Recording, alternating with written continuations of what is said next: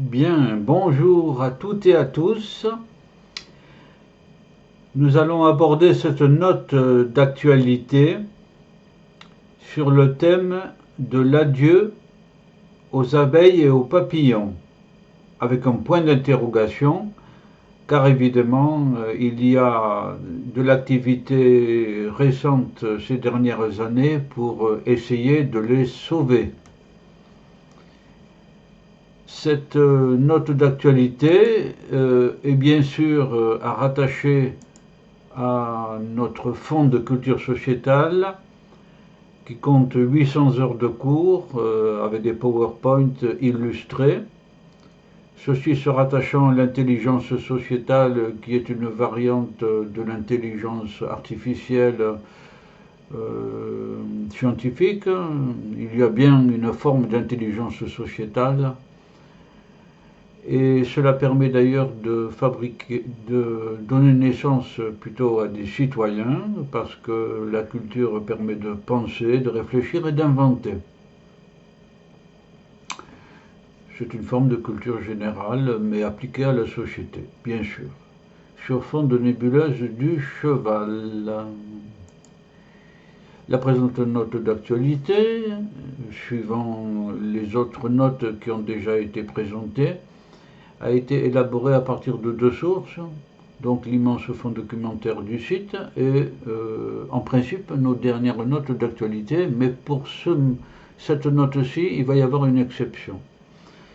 Dans le site, il a été puisé dans ce module, le module écologie, puisque nous parlons des insectes, et particulièrement, notamment, des papillons et des abeilles. La présente vidéo se compose donc classiquement de deux parties. La note de l'actualité la plus récente, mais qui va être modifiée ici, et puis un extrait sérieux de l'encyclopédie à laquelle la note s'incorpore. Alors je précise d'emblée que la note de l'actualité récente est remplacée ici par une note très originale qui pose l'ampleur de la question. Oui, il y a une question très spéciale qui se pose au sujet de la défense des insectes, et vous allez voir en quels termes. La référence à un livre paru voici plus de 60 ans, justement, 60 ans que l'on parle de ce problème, qu'on a lancé une alerte.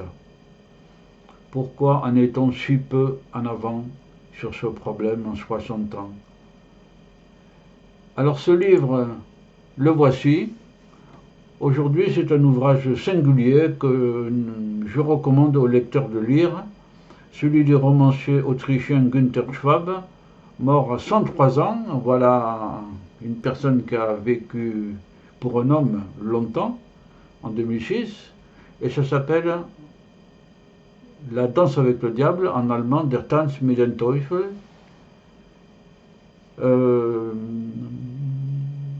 Il s'est entouré d'un certain nombre de scientifiques et il a écrit ce livre en 1958 pour dénoncer la destruction de la nature, les animaux, les végétaux et les biotopes aussi, le désert, la forêt, etc. Par l'homme, évidemment, et à travers de grands groupes industriels qu'il nomme, qu'il dénonce à l'époque. Et dans ce livre, il dénonçait déjà en 1958, et avant cette date, bien sûr, la disparition des abeilles et des papillons. Ça mérite vraiment d'être connu. Pour aider le lecteur dans la lecture de statistiques, Günther Schwab a préféré romancer l'œuvre. Il s'est dit que des pages couvertes de statistiques de disparition numérique des insectes, par exemple, ou des surfaces de forêt coupées sauvagement et transformées en désert, n'allait pas passionner la foule. Donc il a décidé d'écrire un roman. Pour cela, il a imaginé des amis qui rencontraient le diable. Oui, ça commence par une discussion entre personnes qui contestent l'existence du diable, sauf un qui le connaît. et qui entraîne ses amis à le rencontrer. Et le diable va leur exposer ses réussites dans la destruction de la nature. Pour des raisons de commodité, j'ai choisi ici dans le livre un passage sur la fabrique du désert. Je n'avais pas à ma disposition la forme écrite, numérisable, des passages sur les abeilles et les papillons, mais vous allez voir que ça va vous donner l'esprit de l'écriture de Günther Schwab. Nous prenons le récit au moment où le diable et son administration, car il a une administration de destruction de la nature divisée en services, ont invité un groupe d'amis à être instruits des affaires dont ils s'occupent depuis le début des temps. Ce matin-là, à l'aide d'une soucoupe spéciale qui échappe au temps, les acteurs survolent les temps et les lieux. Donc ils peuvent se promener à n'importe quelle époque et à n'importe quel endroit.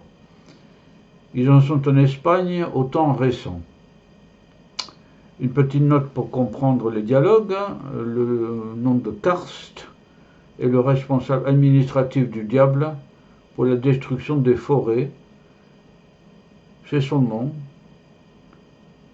Et bien sûr, pour les géologues, le karst désigne une formation géologique particulière de calcaire, particulièrement creusée par les eaux acides. Il y a des formations magnifiques en Europe, notamment en Yougoslavie, je crois, je ne me souviens plus où, mais voilà. Nous sommes arrivés au grand siècle de l'Espagne. L'empire où le soleil ne se couche jamais est en voie de formation. Observez les forêts. Un spectacle poignant et impressionnant se déroulait sous les pieds des aéronautes. Les massifs forestiers, déjà relégués dans les contrées montagneuses et découpés en multiples îlots, fondaient comme une mince couche de neige sous un soleil printanier.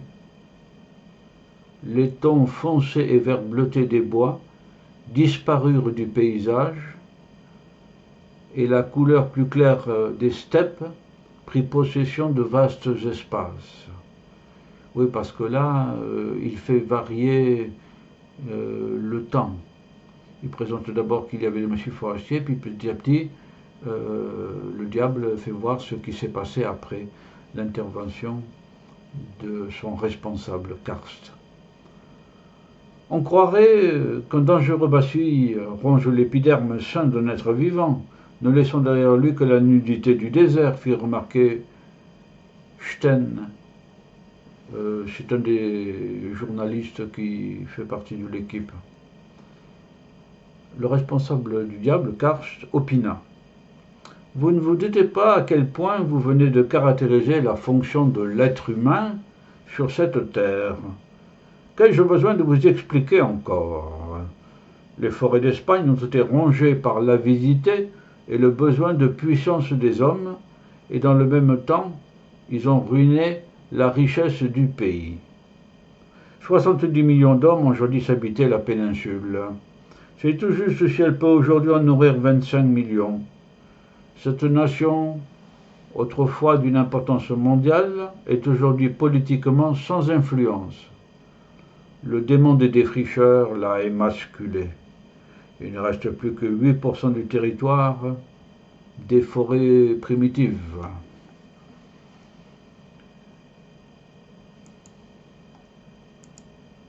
L'aéronef fit une longue boucle et se précipita en un vol glissant vers la terre. Une tache indistincte dans le paysage, la capitale.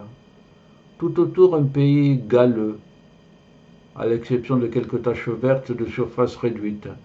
La Sierra de Guadarrama apparut nue et déboisée. Le pays était mort. Le voyageur qui, il y a seulement 400 ans, pouvait marcher à l'ombre des grands bois de Madrid, à Barcelone, les chercherait en vain aujourd'hui, 1958. dit Karst, le responsable du diable, en arrêtant le mouvement du fuseau chronodynamique. En avant! Le pilote manœuvra ses commandes et la terre toute proche leur parut s'engloutir dans un abîme. Quelques instants plus tard, on n'en voyait plus rien. Un bleu infini s'étendait sous les yeux. La mer?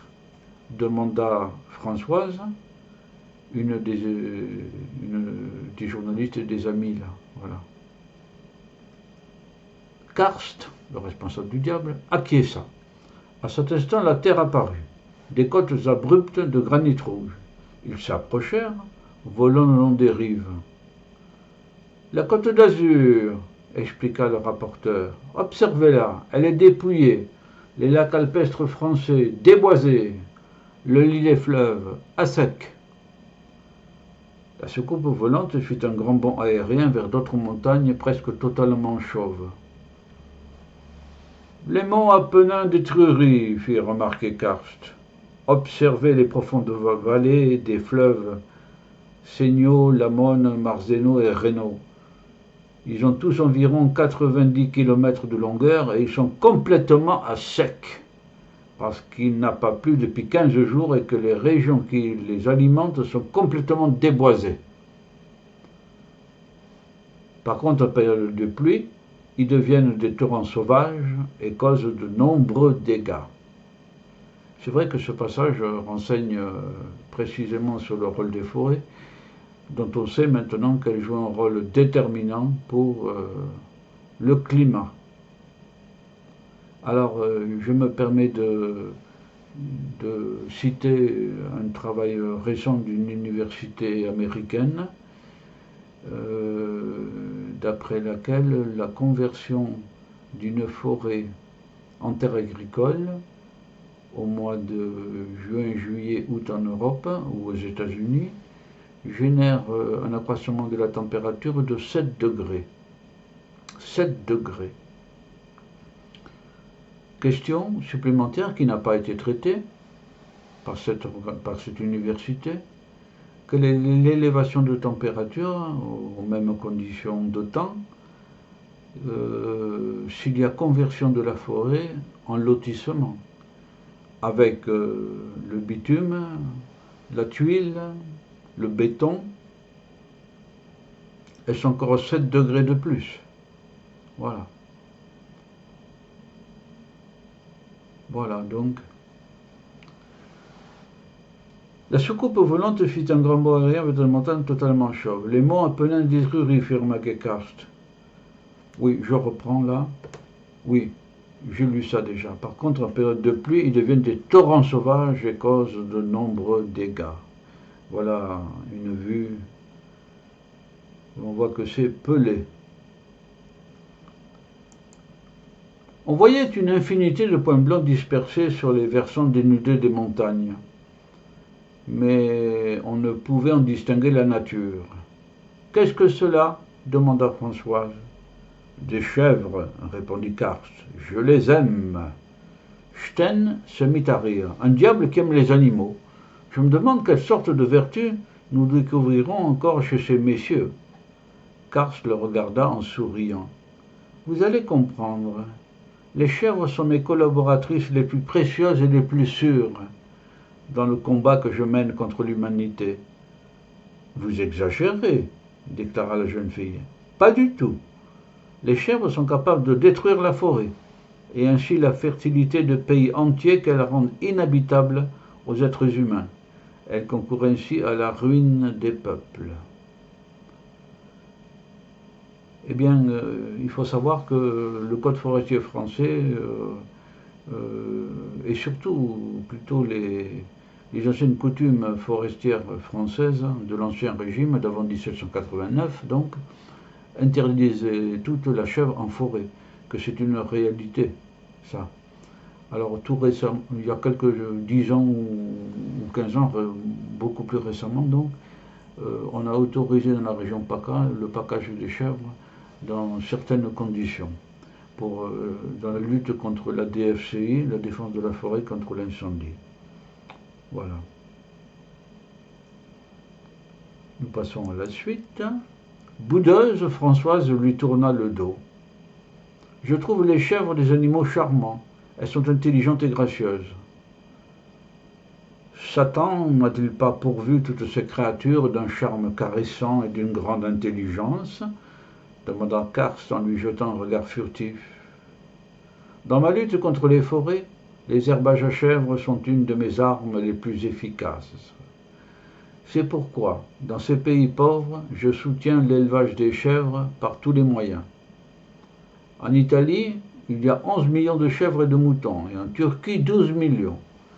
Dans ce premier pays, d'antiques droits de pacage, très compliqués et dûment enregistrés, empêchent à eux seuls le reboisement qui serait encore possible en de nombreux endroits. De vastes espaces forestiers furent progressivement ruinés à la suite de tels packages et l'humus en a été emporté par les pluies. Ça c'est Karst, le responsable du diable. Et pourquoi n'y élève-t-on pas de vaches? Parce que le pays est devenu trop pauvre pour qu'on puisse encore élever des bovins, tandis qu'il est encore bon pour les chèvres. On devrait interdire l'élevage des chèvres pour sauver ces contrées habitables, estima le Suédois. Il faudrait expliquer aux gens que, après le reboisement, leur standard de vie serait bien plus élevé qu'il ne peut l'être aujourd'hui avec l'élevage des chèvres. C'est un sage conseil, ironisa Karst, responsable du diable. Il faudrait attendre un siècle pour que la croissance de la forêt et son exploitation bien conduite portent leurs premiers fruits. Et entre-temps, des milliers de personnes qui vivent aujourd'hui tant bien que mal de l'élevage des chèvres mourraient littéralement de faim. Laissez donc. Vous voyez bien que là encore, comme partout, nous avons su créer une situation irréversible. Il volait en direction du sud, longeant la mer. Au-delà d'un bras de mer, on apercevait la Corse et les petites îles qui la précèdent. Elles sont toutes dénudées, fit observer le démon des forêts. Karst. Se tournant vers le pilote, il lança « Vers le Karst ».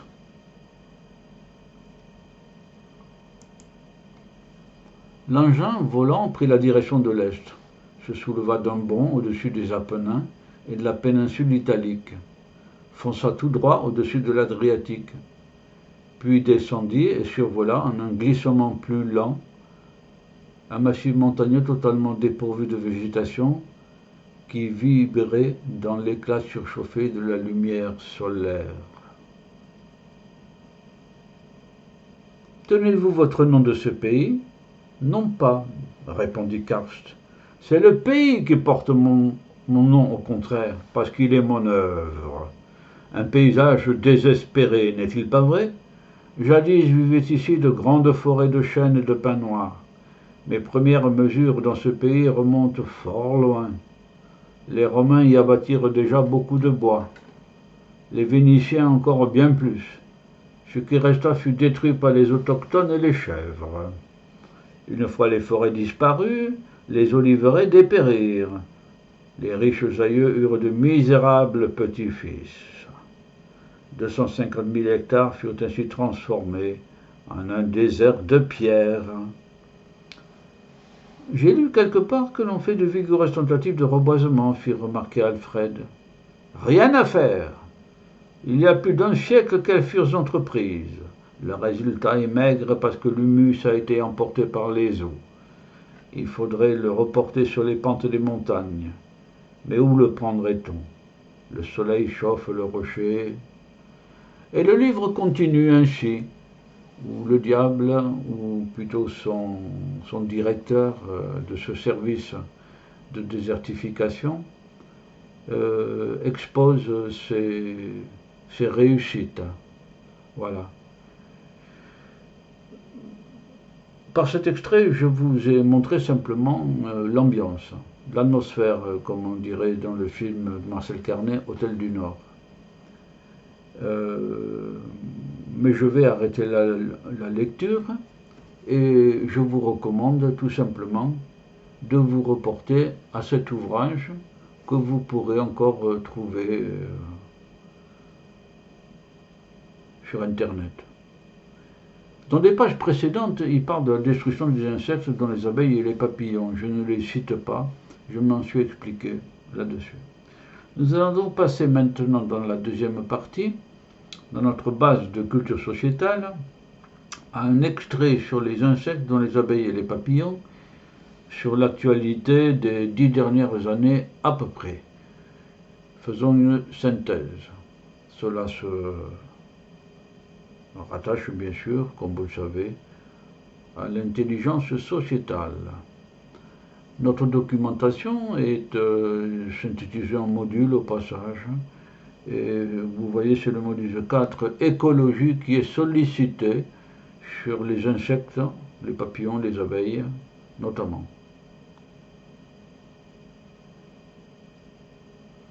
Dans le module écologie, le programme dans lequel nous allons trouver nos renseignements, ce sont les espèces, animales ou végétales, bien sûr.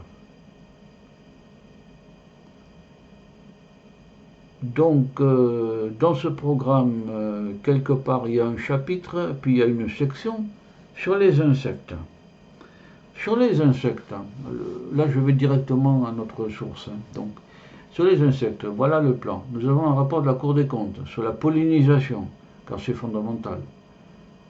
Pas de fruits et légumes sans pollinisation.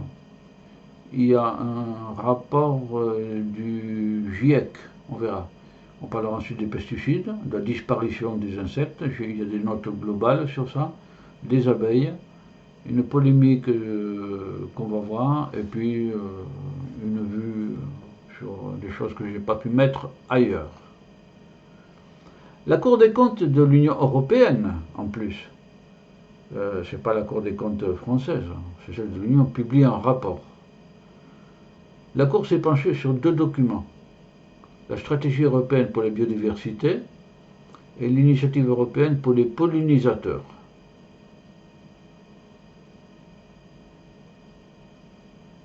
La stratégie et l'initiative. Donc, le bilan, il y a du positif et du négatif. Le positif, la pollinisation par les insectes représente 15 milliards d'euros annuels pour l'agriculture, 15 milliards. Négatif,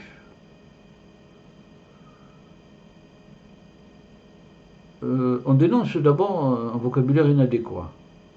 L'onctuosité, ce qu'on appelle l'onctuosité du vocabulaire. C'est-à-dire on passe la pommade, hein. On y va délicatement. Ensuite, donc le vocabulaire peut être trompeur. Voilà. Ensuite, il n'y a pas de résultat probant. Il n'y a pas de réunion d'avancement, de suivi, de contrôle, etc. C'est lamentable. Ensuite, il y a un recours accru aux insecticides tueurs d'abeilles, car il y a des dérogations faciles, notamment pour l'agriculture. Autrement dit, le bilan est vraiment très négatif. La Cour des comptes donc de l'Union européenne a émis là un cri d'alerte très très fort. Voilà. C'est au niveau de l'Union européenne. Maintenant, voyons voir une note sur le groupe d'experts intergouvernemental sur l'évolution du climat, GIEC. Dans le cadre du GIEC, une plateforme intergouvernementale sur la biodiversité et les services écosystémiques finalise un rapport notamment sur la pollinisation. La pollinisation. Je redis, sans abeilles, sauvages ou domestiques, mais il vaut mieux les deux, il n'y a pas de fruits et légumes nationaux, français. Et pareil pour tous les pays de l'Union européenne et pour d'autres pays, ça dépend des latitudes, parce qu'il peut y avoir des oiseaux qui interviennent aussi dans la pollinisation ou des chauves-souris aussi. Bon, mais chez nous, en Europe, c'est les abeilles. Voyons voir les pesticides maintenant. Alors,